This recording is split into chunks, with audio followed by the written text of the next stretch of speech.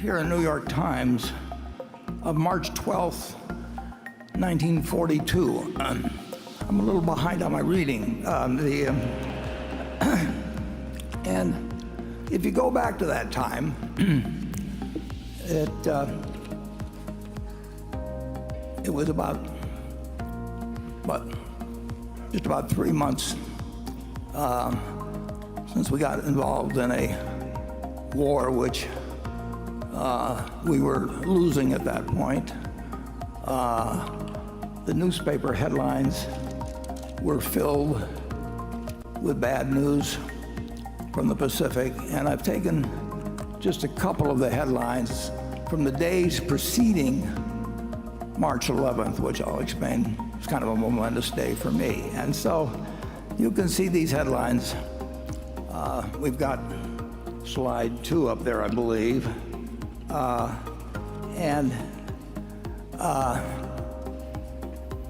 We were in trouble, big trouble, in the Pacific. It was only going to be a couple months later that the Philippines fell, but here we were getting bad news. We might go to slide 3 for March 9th.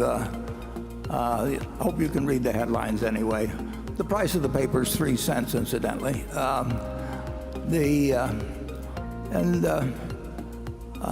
Let's see, we've got March 10th up there, a slide.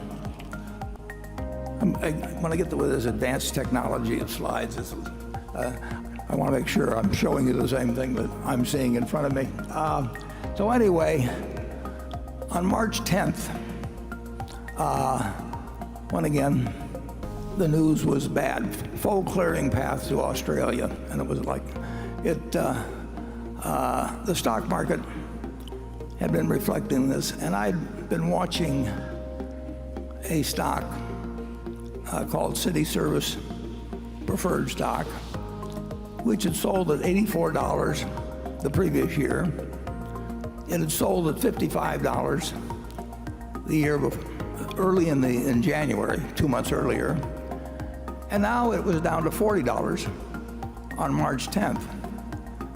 So that night, despite these headlines, I said to my dad, I said, I think I'd like to pull the trigger, and I'd like you to buy me three shares of City Service Preferred the next day. And that was all I had. I mean, that was my capital accumulated over the previous 5 years or thereabouts. And so my dad the next morning bought 3 shares. Well, let's take a look at what happened the next day. Let's go to the next slide, please. And it was not a good day. The stock market, the Dow Jones Industrials broke 100 on the downside. Now they were down 2.28%, as you see, but that was the equivalent of about a 500-point drop now. So I'm in school wondering what is going on, of course. Incidentally, you'll see on the left side of the chart, the New York Times put the Dow Jones Industrial Average below all the averages they calculated. They had their own averages, which have since disappeared, but the Dow Jones has continued. So the next day, we can go to the next slide, and you will see what happened. The stock that was at 39, my dad bought my stock right away in the morning because I'd asked him to, my 3 shares. And so I paid the high for the day. That 38 and a quarter was my tick, which is the high for day. And by the end of the day, it was down to 37, which was really kind of characteristic of my timing in stocks that was going to appear in future years. But it was on what was then called the New York Curve Exchange, then became the American Stock Exchange. But things, even though the war until the Battle of Midway looked very bad, and if you'll turn to the next slide, please, you'll see that the stock did rather well. You can see where I bought it, 38 and a quarter. And then the stock went on actually to eventually be called by the City Service Company for over $200 a share. But this is not a happy story, because if you go to the next page, you will see that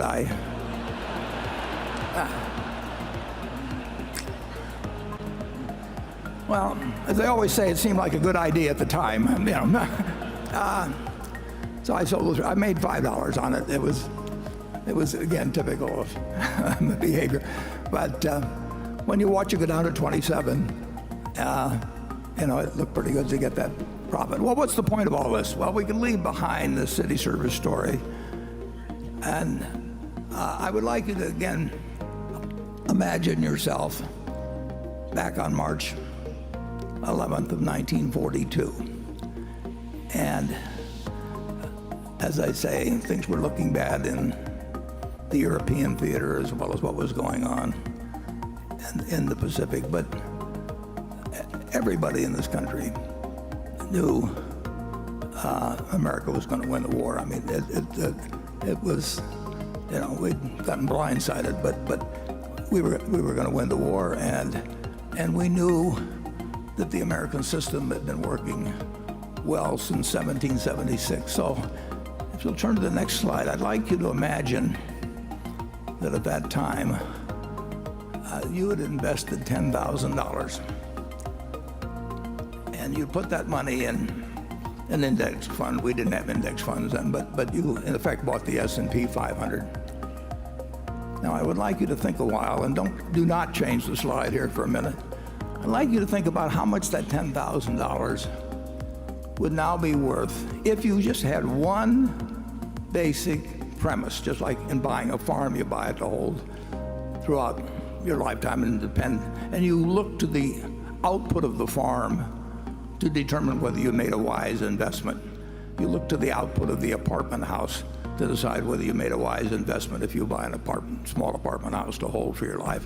And let's say instead you decided to put the $10,000 in and hold a piece of American business and never look at another stock quote, never listen to another person give you advice or anything on the sort. I want you to think how much money you might have now. And now that you've got a number in your head, let's go to the next slide and we'll get the answer. You'd have $51 million and you wouldn't have had to do anything. You wouldn't have to understand accounting. You wouldn't have to look at your quotations every day like I did that first day. I'd already lost $3.75 by the time I came home from school. All you had to do was figure that America was going to do well over time, that we would overcome the current difficulties, and that if America did well, American business would do well. You didn't have to pick out winning stocks. You didn't have to pick out a winning time or anything of the sort. You basically just had to make one investment decision in your life. And that wasn't the only time to do it. I mean, I could go back and pick other times that would work out to even greater gains.